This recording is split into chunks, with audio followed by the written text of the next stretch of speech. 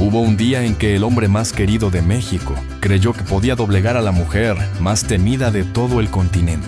Él era el ídolo del pueblo, la voz que hacía llorar a los hombres y suspirar a las mujeres. Ella era la doña, la leona que nunca bajaba la cabeza ante nadie. Nadie sabe exactamente qué fue lo que lo llevó a desafiarla. Quizás fue el tequila, quizás fue el orgullo, quizás fue simplemente que ningún hombre podía estar cerca de María Félix sin sentir que tenía que probar algo. Lo que sí se sabe es que Pedro Infante abrió la boca, y lo que vino después nadie lo esperaba. México, a principios de los años 50, era un país que vivía con el corazón partido en dos. Por un lado, la pobreza que seguía tocando las puertas de los barrios humildes. Por el otro, el esplendor de una industria cinematográfica que iluminaba al mundo entero. Los estudios Churubusco eran el templo de ese milagro. Ahí se respiraba talento, ambición, perfume caro y alcohol más barato, todo mezclado en el aire caliente de los pasillos, donde los más grandes de la época se cruzaban como si fuera lo más natural del mundo. Pedro Infante llegó esa tarde con su sonrisa de siempre, la que le había ganado el corazón de medio México. Era martes. Llevaba puesto un traje color café con botones dorados, los zapatos bien boleados, y ese sombrero ladeado que tanto le gustaba usar como si fuera una declaración de intenciones. Venía de grabar una canción, todavía con el eco de las cuerdas de la guitarra en los dedos, con esa energía de quien sabe perfectamente que es el favorito de Dios y del pueblo al mismo tiempo. Los técnicos lo saludaban con reverencia. Las secretarias dejaban caer los papeles con disimulo. Hasta el guardia de la entrada, un hombre de pocas palabras y muchos años, le sonrió esa tarde con algo que se parecía al orgullo de haberlo visto crecer. Pedro era de esos seres que iluminan los lugares por donde pasan, no porque lo intenten, sino porque simplemente no saben hacer otra cosa. Fue entonces cuando escuchó su nombre, no el suyo, el de ella. Alguien dijo en voz alta, a unos metros de distancia, entre risas y murmullos, «Ahí viene la doña». Y Pedro, que conocía ese nombre como todos en México conocían el sonido del himno nacional, giró la cabeza hacia el pasillo de la derecha. María Félix avanzaba como avanza el mar cuando decide tragarse la orilla, sin prisa, sin pausa, con una certeza absoluta de que nada ni nadie iba a detenerla. Llevaba un vestido negro que parecía hecho a la medida del escándalo. Sus ojos, esos ojos que tantos directores habían intentado capturar en celuloide sin jamás lograrlo del todo, recorrían el pasillo con la calma soberana, de quien ya ha visto todo y decidido que nada la va a sorprender.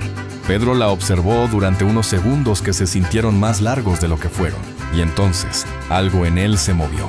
Era ese impulso masculino que a veces se confunde con valentía cuando en realidad no es más que vanidad disfrazada de bravura. El mismo impulso que le había servido para conquistar a tantas mujeres a lo largo de su vida. El mismo que ahora, frente a María Félix, estaba a punto de jugarse en una apuesta que él no sabía que ya había perdido antes de comenzar a hacerse.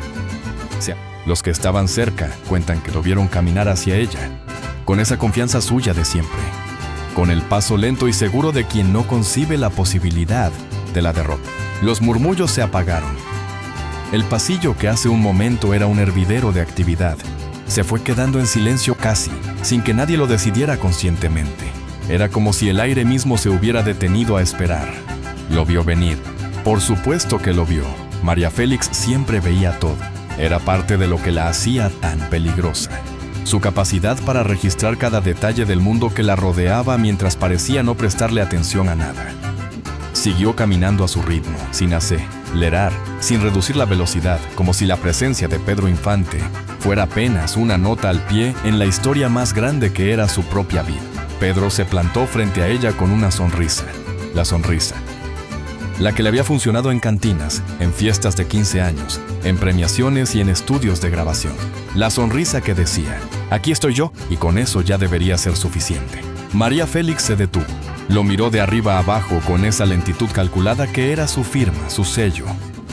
Su manera de recordarle al mundo que el tiempo de ella valía más que el de cualquier otro ser sobre la tierra. Y entonces, antes de que Pedro pudiera decir una sola palabra, ella habló primero. ¿Tú qué quieres, muchachito? 3, bueno, 4. Pero bastaron para que algo en el ambiente cambiara de golpe.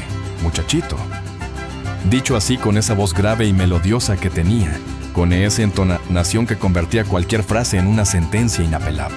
Pedro Infante, el ídolo de México, el hombre que hacía llorar a las multitudes con una sola canción, acababa de ser reducido a muchachito frente a toda la plantilla de los estudios Churubusco. Las risas llegaron antes de que él pudiera responder. Risas bajas, contenidas. Las risas de quienes saben que acaban de presenciar algo histórico, pero todavía no están seguros de si pueden celebrarlo abiertamente. Pedro sintió el calor en las mejillas, una sensación que no reconocía porque hacía mucho tiempo que no la experimentaba. Eso que le estaba pasando en la cara tenía un nombre que él prefería no pronunciar. Pero el duelo apenas comenzaba. Pedro Infante no era hombre que se dejara tumbar con tanta facilidad. Eso había que reconocérselo. Había crecido en Mazatlán, entre el olor a mar y madera, en una familia donde el orgullo era el único lujo que nadie se podía quitar. Había llegado a la Ciudad de México sin más herramienta que su voz y su encanto. Y con eso, solo había construido un imperio que pocos en la historia del país igualarían jamás. Un hombre así no cae por un muchachito. O al menos eso era lo que él se estaba diciendo en ese momento mientras sentía las miradas clavadas en su espalda. Se recompuso con rapidez admirable. Volvió a sonreír, y esta vez la sonrisa tenía otro ingrediente: la determinación. Como si en ese segundo hubiera decidido que si María Félix quería un duelo de palabras, él estaba dispuesto a dárselo. Lo que quiero, dijo con voz clara, haciendo una pausa breve pero calculada, es saber si es verdad lo que dicen de ti, doña. Ella enarcó una ceja, solo una, el gesto más famoso de su repertorio gestual, el que había aprendido a usar como arma de precisión en lugar de las palabras, cuando las palabras resultaban demasiado generosas. ¿Y qué dicen de mí? Pedro dio un paso al frente. La gente a su alrededor había dejado ya cualquier pretensión de estar haciendo otra cosa. Los papeles estaban olvidados, los cafés a medias, las conversaciones abandonadas a la mitad de una sílaba. Todos sabían que lo que estaba ocurriendo frente a sus ojos era uno de esos momentos que la gente cuenta durante décadas, en las sobremesas familiares, en las reuniones de amigos, en las tardes de lluvia, cuando la conversación deriva hacia los tiempos en que México tenía ídolos de verdad. Dicen que María Félix no sabe perder, dijo Pedro, que nunca ha perdido en nada. Y yo creo que eso no puede ser verdad. Porque toda mujer, por más diva que sea, ha perdido algo frente a un hombre. El silencio que siguió fue de los que se recuerdan. No el silencio incómodo de quien no sabe qué decir. Era el silencio denso, cargado, de quien está a punto de presenciar algo que va a sacudir el aire de la habitación. Todos esperaban la respuesta de María. Incluso Pedro, que había lanzado el reto con confianza, sintió en algún rincón profundo de su intuición que quizás acababa de caminar demasiado cerca del borde. María Félix no se movió, no parpadeó, no cambió la expresión de su cara en ninguno de sus elementos visibles. Solo dejó pasar unos 3 segundos, que para todos los presentes se sintieron como 3 minutos, y luego sonrió. No era la sonrisa de una mujer halagada, era la sonrisa de un felino que acaba de ver a su presa dar el paso que estaba esperando. ¡Qué curioso! Con una calma que era casi sobrenatural. Eso mismo me dijo el último que intentó probarme algo. ¿Sabes dónde está ahora? Pedro no respondió. Nadie respondió. Exactamente, dijo María. Nadie lo recuerda. Y sin esperar reacción alguna, sin voltear a ver los rostros de los testigos, sin darle a Pedro Infante ni siquiera la cortesía de una mirada de despedida, María Félix reanudó su camino por el pasillo con la misma cadencia imperial con la que había llegado. Como si la conversación entera hubiera sido apenas un obstáculo menor en su camino hacia cosas más importantes. Como si Pedro Infante fuera en el mapa de su vida, apenas una nota al margen. Las risas esta vez no se contuvieron. Fueron francas, abiertas, de las que nacen de la sorpresa y se convierten en homenaje. Alguien incluso aplaudió, aunque luego nunca admitió quién había sido. Pedro se quedó de pie en el centro del pasillo, con esa sonrisa todavía dibujada en su cara, como si se hubiera olvidado de quitársela, y en sus ojos había algo que sus admiradores más cercanos describieron después como genuina perplejidad. Nadie lo había dejado así de quieto en mucho tiempo, quizás nunca. Pero lo que Pedro todavía no sabía era que ese duelo de palabras no había terminado, que esa misma noche, en una cena a la que ambos asistirían sin haberlo planeado, el enfrentamiento volvería a encenderse, y que María Félix tenía preparado algo que haría que lo del pasillo pareciera una simple introducción. La cena era en casa de Emilio Fernández, el director más importante de la época dorada. Un hombre que amaba reunir en su mesa a los grandes del cine mexicano, con la misma pasión con la que otros coleccionaban cuadros o caballos. Su casa en el Pedregal era una construcción que mezclaba lo colonial con lo moderno, de una manera que solo los muy ricos de aquella época podían permitirse, y sus cenas eran legendarias. El vino corría libre. La conversación era brillante y los enredos que surgían de esas noches habían dado material suficiente para la crónica del espectáculo. Durante años, Pedro llegó antes que María. Lo hizo con su grupo habitual, ese círculo de amigos y músicos que siempre lo acompañaban y que funcionaban como una especie de corte informal, llena de risas y guitarras y lealtad de la que siempre es sincera, pero que en ese momento cumplía su función. Se sentó en la mesa grande, pidió tequila y en algún punto de la conversación alguien trajo a colación lo ocurrido esa tarde en los estudios. Pedro lo descartó con un gesto de la mano y una risa que pretendía ser despreocupada. La doña siempre ha sido así, dijo. No hay que tomarle tanta importancia. Pero lo decía demasiado rápido. Y los que lo conocían bien sabían que cuando Pedro hablaba demasiado rápido de algo, era porque ese algo seguía dándole vueltas en la cabeza. María llegó 1 hora después, justo cuando la cena estaba encontrando su ritmo, cuando los vinos habían aflojado las lenguas y la música de fondo había creado esa atmósfera tibia que hace que la gente baje la guardia. Entró con Agustín Lara del brazo, el poeta del pueblo, ese hombre pequeño y huesudo cuya fealdad contrastaba de manera tan fascinante con la belleza de las mujeres que siempre lo rodeaban. Entraron sin prisa, saludando a cada grupo, con la gracia de quien sabe exactamente el peso de su propia presencia en cualquier habitación. Cuando María pasó frente a la mesa de Pedro, los dos intercambiaron una mirada. Fue breve, no hubo palabras, pero en esa fracción de segundo viajó toda la tarde, todo el pasillo, todo el peso del duelo inconcluso. Pedro le sostuvo la mirada con más determinación de la que sentía por dentro.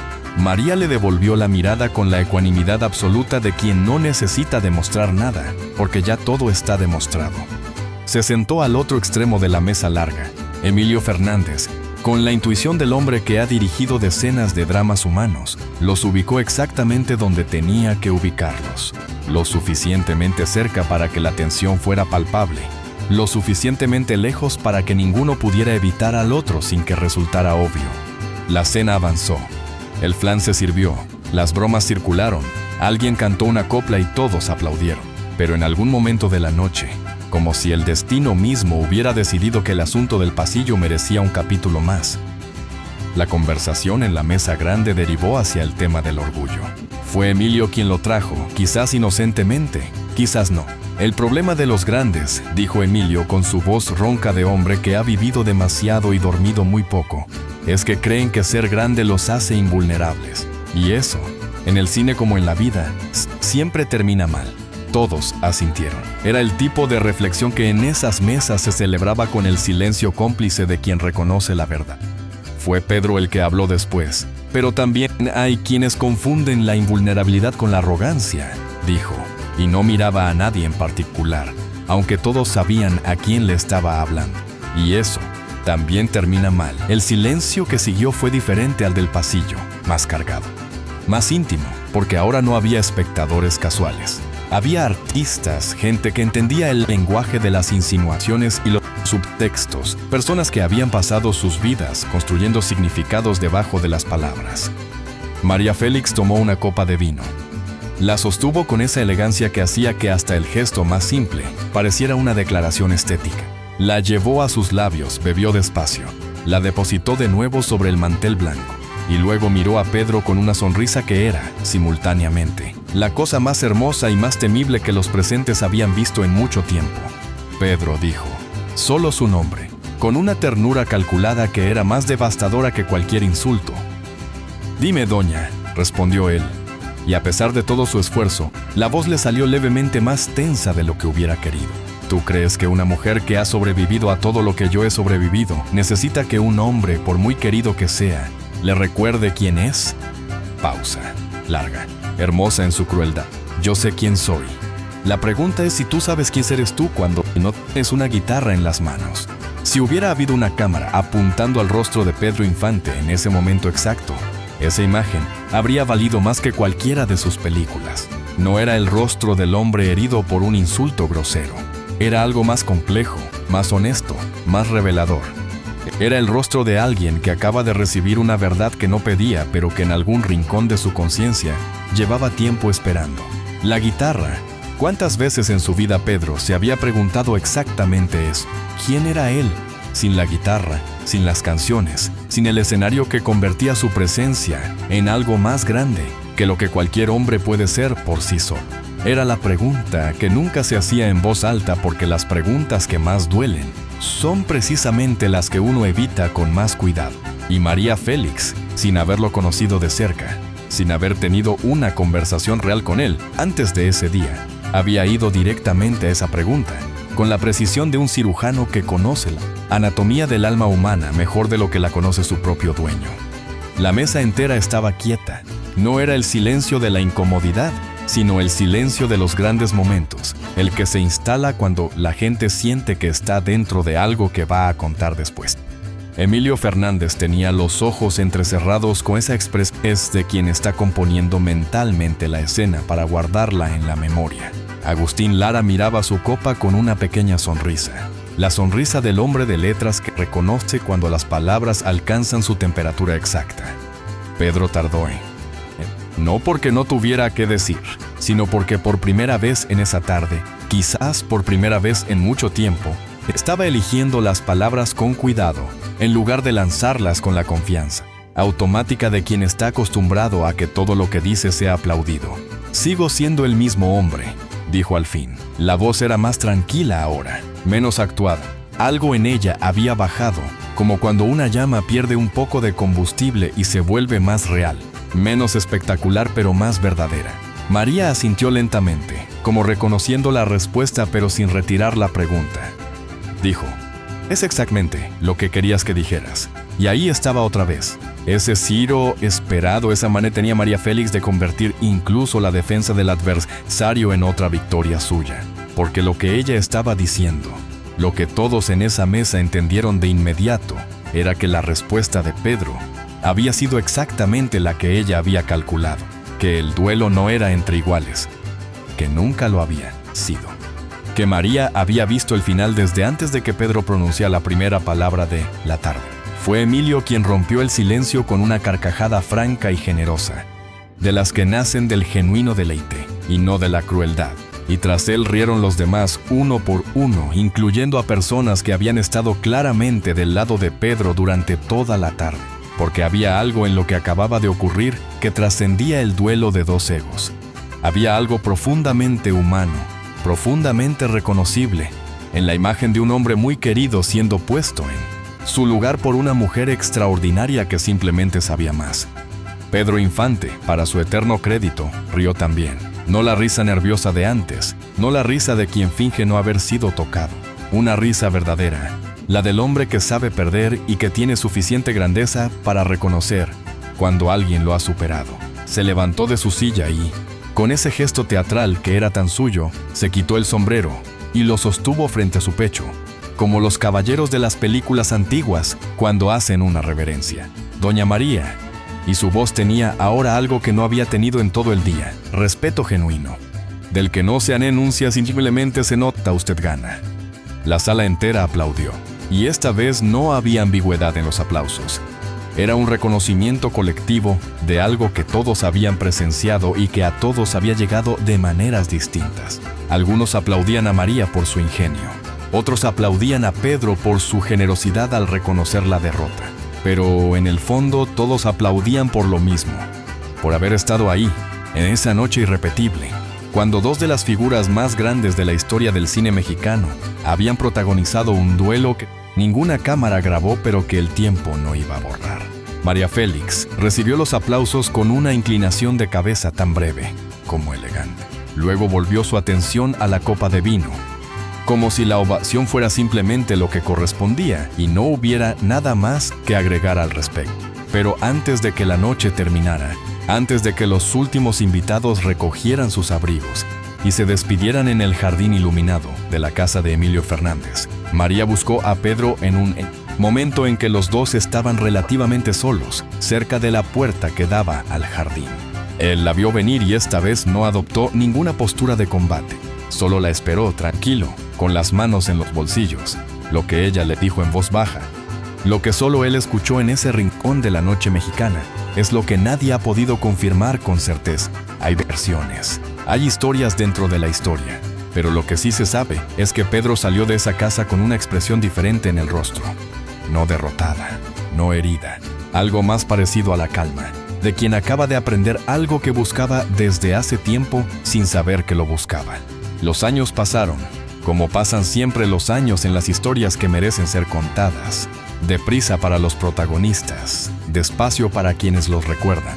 México siguió cambiando, el cine siguió evolucionando y las figuras de esa época dorada fueron construyendo con el tiempo la dimensión de los mitos, esa escala diferente donde los seres humanos convierten en algo más grande que ellos mismos, en símbolos de cosas que trascienden sus vidas particulares. Pedro Infante murió joven, demasiado joven, en un accidente de aviación en 1957, que dejó a México en un luto que nunca terminó del todo de resolverse. Hay generaciones enteras que crecieron oyendo sus canciones como si fueran himnos, como si cada melodía suya fuera una puerta abierta a algo que se fue y que sin embargo permanece de una manera que los vivos no siempre saben explicar, pero que sienten con la misma claridad con que se siente el frío o el calor. María Félix vivió larga, vivió intensa, vivió con esa coherencia implacable que la había definido desde el primer día. Sobrevivió a maridos, a amantes, a directores, a críticos, a épocas enteras que creían haberla dejado atrás y que se descubrían de pronto mirando hacia ella otra vez porque ella seguía siendo, alguna manera inexplicable, más contemporánea que cualquier cosa que hubiera venido a reemplazarla. Nunca habló demasiado de Pedro Infante en las entrevistas que dio a lo largo de las décadas. Lo mencionaba con respeto cuando se lo preguntaban, con esa economía de palabras suya que hacía que cada cosa que decía pesara más que los discursos de los demás. Decía que era un hombre con un talento genuino, que tenía algo que pocos artistas tienen, la capacidad de llegar directamente al alma de la gente, sin pasar por el cerebro, que es el camino más corto pero también el más honesto. Lo que nunca dijo, al menos no en público, es si recordaba aquella tarde en el pasillo de los estudios Churubusco, si recordaba la cena en casa de Emilio, si recordaba las palabras que le había dicho en voz baja junto a la puerta del jardín. Pero los que la conocieron bien dicen que había una canción de Pedro que ella escuchaba de veces en cuando sola, en su departamento de la Ciudad de México, cuando creía que nadie la veía. Una canción sencilla, de esas que él cantaba como si no le costara nada, y que sin embargo contenían dentro de sus pocas palabras todo el peso del mundo. No era una canción sobre la derrota ni sobre el orgullo, era una canción sobre el tiempo, sobre las cosas que se quedan y las que se van, sobre esa tristeza amable que acompaña a los seres humanos cuando son lo suficientemente honestos para reconocer que la vida es más grande que ellos. Y dicen que cuando esa canción terminaba, María Félix se quedaba un momento en silencio, con los ojos hacia la ventana, y que en su cara había algo que nadie que la conociera de lejos hubiera reconocido como suyo, algo suave, algo quieto, algo que se parecía mucho a la ternura. Quizás era eso lo que le había dicho esa noche junto a la puerta del jardín. Quizás no le había dado una lección, ni una sentencia, ni una de esas frases brillantes que ella sabía construir como nadie. Quizás simplemente le había dicho algo verdadero, algo que los dos sabían que era verdadero y que no necesitaba ningún duelo ni ningún público para existir. Porque hay batallas que se ganan con la inteligencia y hay batallas que se ganan con la elegancia y hay batallas que se ganan con el ingenio rápido y la respuesta perfecta en el momento exacto. María Félix ganó todas esas, pero hay un cuarto tipo de batalla, el más difícil, el que muy poca gente es capaz de librar. La batalla que se gana mostrando, justo cuando el adversario menos lo espera, que debajo de toda la armadura hay un ser humano completo, con su propia melancolía y sus propias preguntas y su propio amor por las cosas que se van. Esa batalla también la ganó ella. Y Pedro Infante Ese hombre que había llegado al pasillo de los estudios Churubusco con su sombrero ladeado y su sonrisa de conquistador, se fue de esa noche siendo, en cierta forma, un hombre diferente, no disminuido, a paz de todo, sino ampliado, como si el encuentro con alguien de esa talla, alguien que no lo necesitaba para nada y que sin embargo había elegido verlo de verdad, hubiera añadido algo a su interior que las ovaciones y los contratos y los discos de oro nunca podían dar. Los grandes encuentros son así, no dejan cicatrices, dejan espacio. Y en ese espacio, si uno tiene la suerte de ser lo suficientemente grande para aprovecharlo, cabe exactamente lo que hacía falta. México los recuerda a los dos. Los recuerda juntos aunque sus caminos fueran tan distintos. Los recuerda como se recuerda todo lo verdaderamente importante. No con la precisión de las fechas y los datos, sino con esa sensación inconfundible que sube desde el pecho hasta la garganta cuando escuchas una canción vieja en una tarde de lluvia y de pronto, sin saber bien por qué, los ojos se te llenan de algo que no es tristeza pero que se le parece mucho. Esos son ellos. Eso fue la época dorada.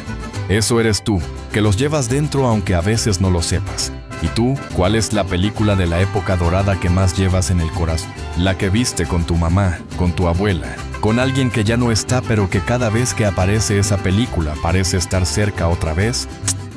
Cuéntanos en los comentarios, queremos leer tu historia. Y si estas historias te llegan al alma como a nosotros nos llega a contarlas, suscríbete al canal Historias Época de Oro.